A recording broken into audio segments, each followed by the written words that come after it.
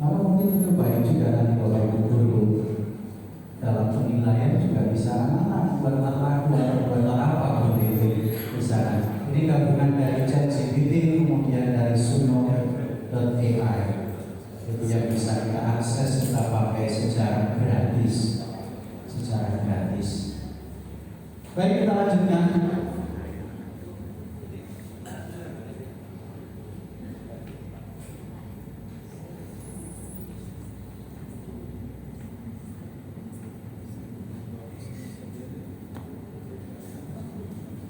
Nah, ini kita kembali ke sini bagaimana sekali lagi Romo Firman sungguh memberikan penekanan tentang hal ini, bahwa pendidikan kita upayakan untuk sungguh-sungguh mampu menjadi tempat dalam pembentukan manusia yang punya hati, manusia yang mau berkorban dan mengabdi, juga insan yang mau melepaskan keegoisan. Seperti dalam lagu tadi yang kita juga terus-menerus upayakan dalam semangat kita dalam mendampingi putra putri kita. Poin berikutnya, lantas apa peran guru, peran para pendidik dalam pemikiran Romo Dewan? Lalu juga masih bisa terbaca. Romo Dewan sungguh menghargai peran para pendidik. Bagaimana para pendidik bagi Romo Dewan ini memang sebuah profesi dan panggilan yang istimewa. Romo Dewan menegaskan, seorang guru berperan sebagai seorang bapak atau ibu rohani bagi murid-muridnya. Ia sungguh memberinya hidup dan gambaran jiwanya sendiri.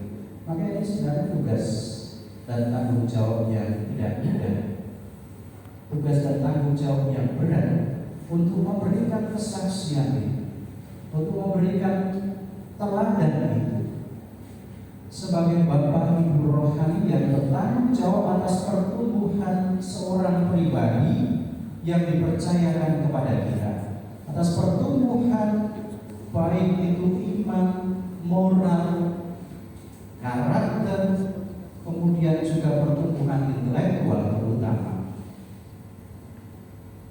Kehidupan intelektual dan moral tercurah dari jiwa pendidik ke dalam jiwa peserta didiknya dari dua sumber, perkataan dan keteladanan. Maka dalam istilah Jawa, guru itu kan digugulan, itu seorang yang didengarkan dan juga sekaligus diteladani. Romo Tujo pasti sangat paham dengan hal ini, dengan tradisi Jawa. Bagaimana seorang guru itu memang perlu mendedikasikan dirinya itu secara penuh, karena apa yang ia katakan, apa yang ia lakukan itu menjadi contoh, menjadi teladan bagi setiap siswa, setiap pribadi yang dipercayakan kepadanya. Maka dua sumber ini melalui perkataan dan keteladanan inilah seorang guru mau ikut serta terlibat sebagai bapak ibu rohani, terlibat dalam kehidupan seseorang, dalam pertumbuhan seorang pribadi di dalam kehidupan mereka. Dengan akal budinya seorang guru mengungkapkan kebenaran kepada murid. Seorang guru menerima panggilan dari surga untuk tidak hanya melaksanakan tugasnya sebagai pendidik, tetapi juga untuk menjadi pahlawan kebajikan. Luar biasa peran seorang guru, peran seorang pendidik.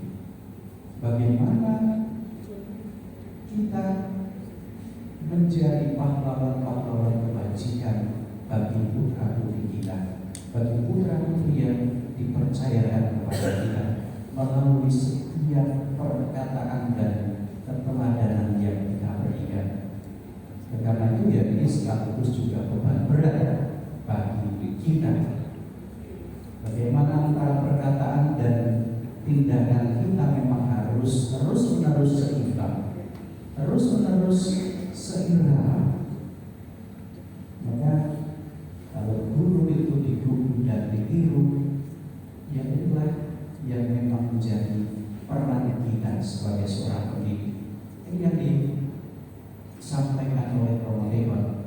Ini bukan saya yang menyampaikan, tetapi Romo Dewan sendiri yang memberikan pendasar itu. Bagaimana peran kita sebagai seorang pendidik. Maka pilihan menjadi seorang guru, seorang pendidik itu adalah pilihan yang mulia.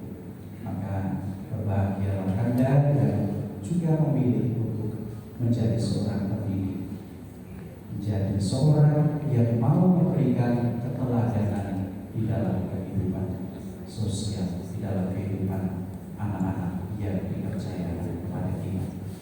Ini peran guru. Kemudian juga mengingatkan tentang tanggung jawab kita sebagai seorang pendidik. Tanggung jawab kita sebagai seorang pendidik itu selalu berada dalam 3 arah. Maksudnya apa? Kemudian menyadarkan kembali kepada kita, seorang pendidik terutama yang berkarya di sekolah di universitas, kita bertanggung jawab pertama-tama kepada orang tua tentu saja. Karena kita mendidik anak-anak yang dipercayakan kepada kita oleh mereka. Dalam tulisannya, Romo Dewan menegaskan orang tua memberikan, mempercayakan apa yang sungguh mereka cintai, buah hati mereka, untuk kita didik, untuk kita rawat, untuk kita ikut serta mendampingi. Maka tanggung jawab kita juga kepada mereka pertama-tama. Yang kedua kepada masyarakat, di mana kita juga sedang ambil bagian dalam melatih individu untuk siap berkontribusi secara positif. Maka baik buruknya hasil dari pendidikan kita itu juga akan berpengaruh pada reputasi kita. Bukan hanya yang kita banggakan itu yang baik-baik, mereka yang berhasil, tapi juga semua itu juga adalah bagian dari proses yang kita lakukan. Maka tanggung jawab kita juga kepada masyarakat. Romo menegaskan itu kembali. Bagaimana kita ketika kita mengajar selalu bayangkan bahwa saya sedang juga ikut serta mempersiapkan individu untuk siap berkontribusi secara positif di masyarakat. Mereka lah yang nanti akan melanjutkan bagaimana proses kehidupan di masyarakat. Dan tentu saja yang ketiga, kemudian mengingatkan kita juga bertanggung jawab kepada Tuhan, di mana kita juga ikut serta menghormati setiap anak sebagai ciptaan Tuhan. Inilah Bapak Ibu semua, tanggung jawab kita sebagai pendidik selalu ada pada 3 arah itu, pada 3 hal ini, pada orang tua, kepada masyarakat, juga kepada Tuhan. Ini silakan. Dul. Ini kan ya ini orang baru lah ya. Seorang fotografer itu kan juga bertanggung jawab atas hasil yang dia ciptakan. Ya ini juga gambaran kita sebagai seorang pendidik, seorang fotografer juga perlu seringkali juga harus rendah hati. Nah, kemarin ada ibu guru yang saya dengar itu, wah kalau saya di foto itu hasilnya jelek, padahal kalau saya foto itu hasilnya untuk orang lain hasilnya bagus. Ya itulah resiko foto yang ada di sini. Ya itulah resiko kita juga sebagai seorang pendidik juga begitu. Seringkali apa yang kita ya bisa saja dilupakan. Kita tidak mendapatkan ucapan terima kasih barangkali ketika anak didik kita sudah berhasil.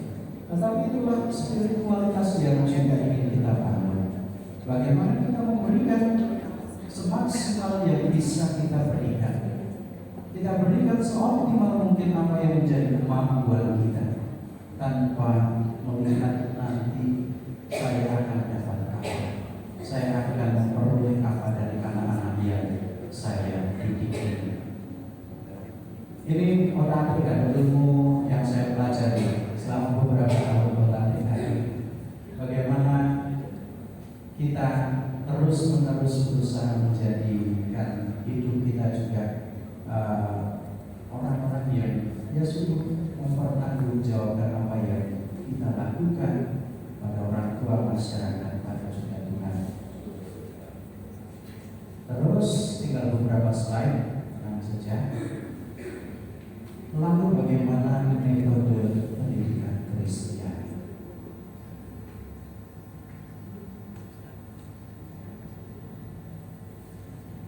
Kamu memberikan 3 hal terkait dengan metode pendidikan Kristen.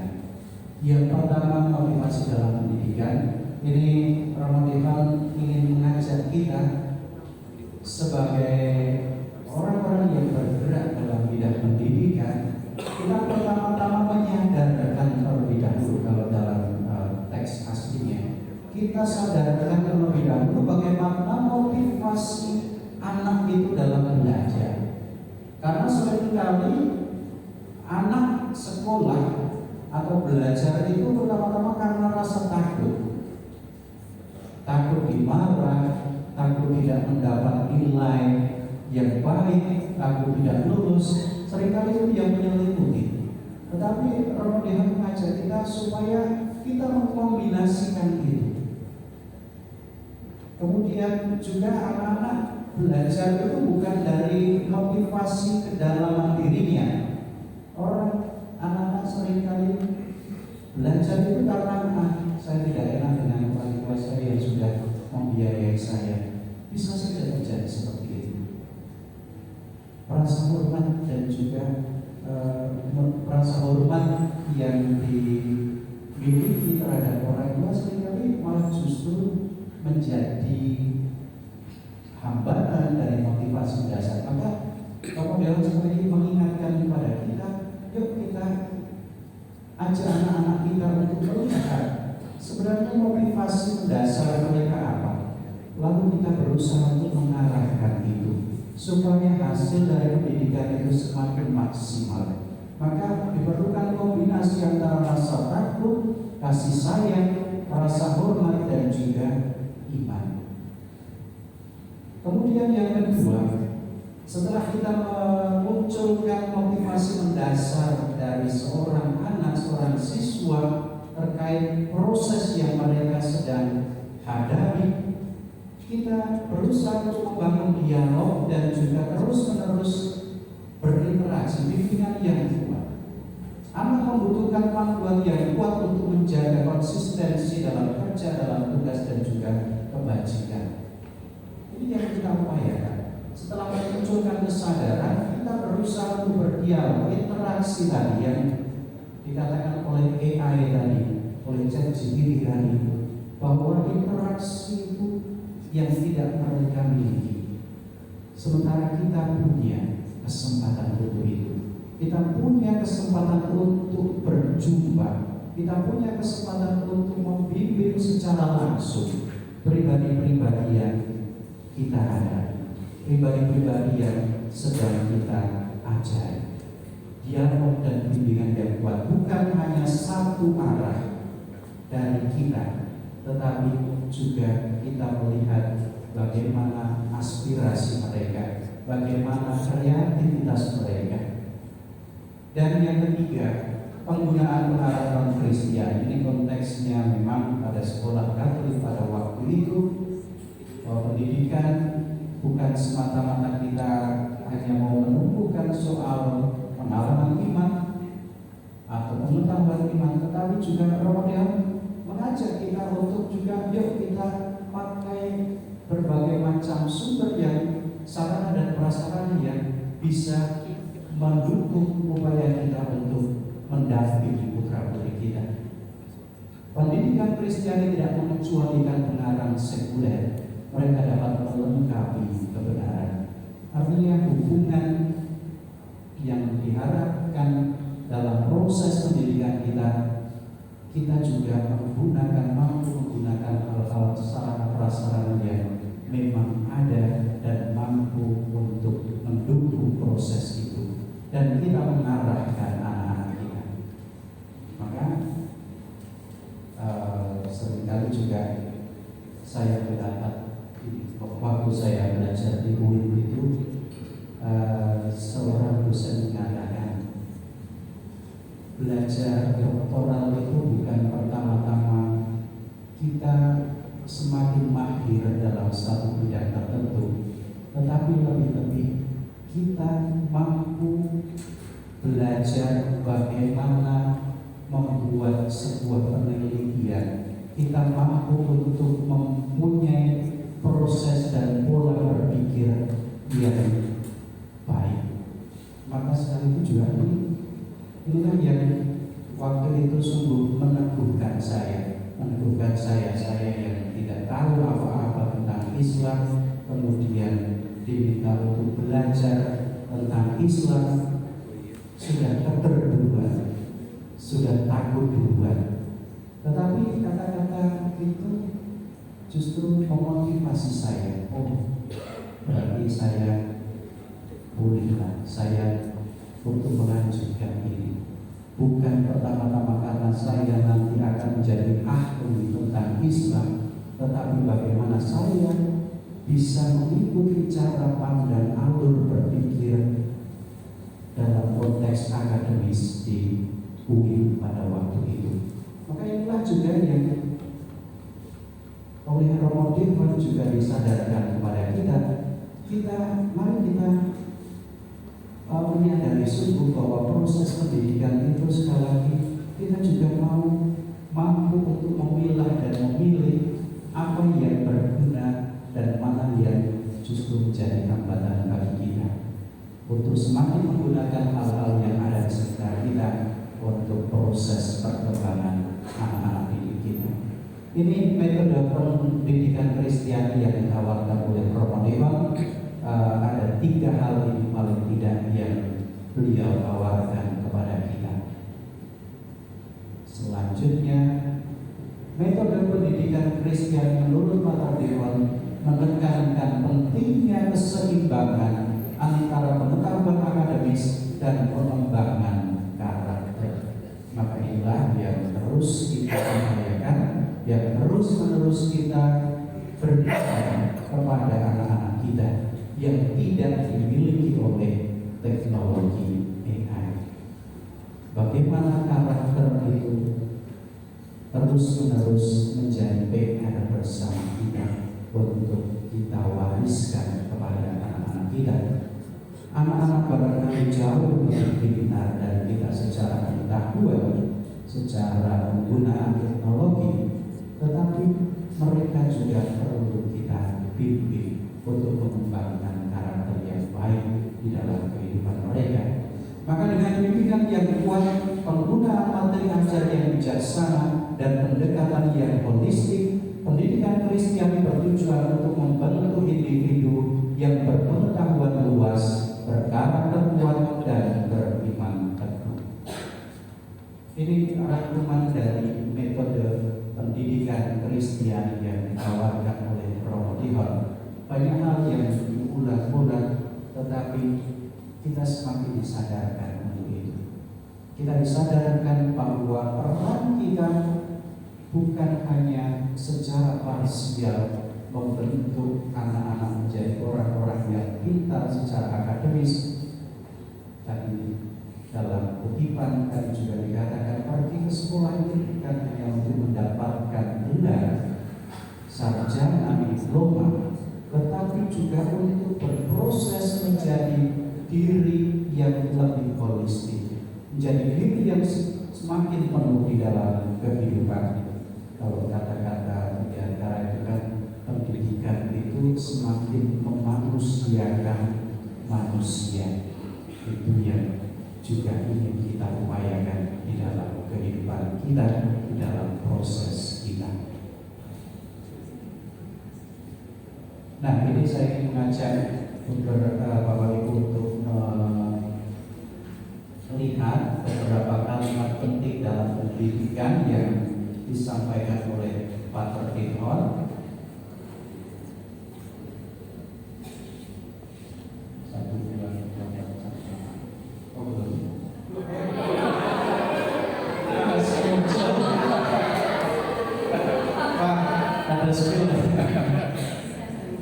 Bapak Ibu, Romo Dewan dalam tulisannya memberikan beberapa kalimat yang menurut saya itu menarik dan juga perlu kita ingat dan terapkan di dalam kehidupan kita. Saya ingin mengajak Anda semua untuk melihat ini. Yang pertama, Romo Dewan mengatakan dia pelajari karakter anak-anak agar mampu mengarahkan mereka dengan baik. Memahami karakter anak. Setiap anak yang kita bimbing itu tentu saja punya karakter yang berbeda-beda. Tetapi dengan mempelajari dan mengetahui karakter mereka, kita akan semakin mampu untuk mengarahkan mereka pada apa yang mereka sesuai dengan apa yang mereka kehendaki, yang mereka inginkan. Maka saya kira kurikulum Merdeka juga mau mengarah ke sana, bagaimana anak-anak kita dan kita juga punya dalam arti tertentu sedikit kebebasan untuk berinovasi di dalam proses pendidikan kita dengan mengetahui karakter anak-anak ini, mengarahkan anak-anak pada apa yang sungguh menjadi kebutuhan dasar mereka. Yang kedua, berusaha untuk dicintai dan tidak ditakuti. Dan seringkali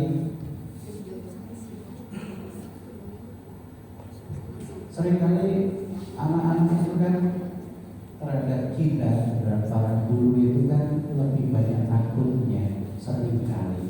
Tetapi harapannya bukan itu. Harapannya anak-anak itu mendengarkan kita bukan karena takut kepada kita, tetapi mereka sungguh mencintai kita. Maka berusaha untuk dicintai. Ini yang Romo Dewan mau tegaskan juga. Kita berusaha untuk menghadirkan diri kita bukan sebagai polisi, bukan yang ditakuti anak-anak, bukan sebagai orang yang punya otoritas yang otoriter, tetapi kita menghadirkan diri sebagai juga pribadi yang bersama-sama dengan anak mau bersama berkembang. Yang ketiga, bicaralah kepada mereka dengan masuk akal dan dengan kebenaran. Saya kira jelas apa yang kita ajarkan, yang kita ini nggak sadar terkait Indonesia. Bicaralah kepada mereka dengan masuk akal dan dengan kebenaran. Apa yang kita berikan kepada anak-anak kita itu mereka pasti merekamnya. Mereka merekam dalam diri mereka. Maka yang kita perlu terus sampaikan adalah ya kita berusaha melalui ucapan kita, melalui keteladanan kita sampaikan kepada mereka apa yang memang sungguh berharga, yang sungguh benar, dan juga supaya mereka juga bisa meneladani kita secara positif. Selanjutnya, biasakan mereka untuk bersikap tulus. Ini kaitan dengan yang kedua. Bagaimana ketulusan ini juga perlu mendasari seluruh proses dalam pendidikan kita. Kita perlu membiasakan anak-anak kita untuk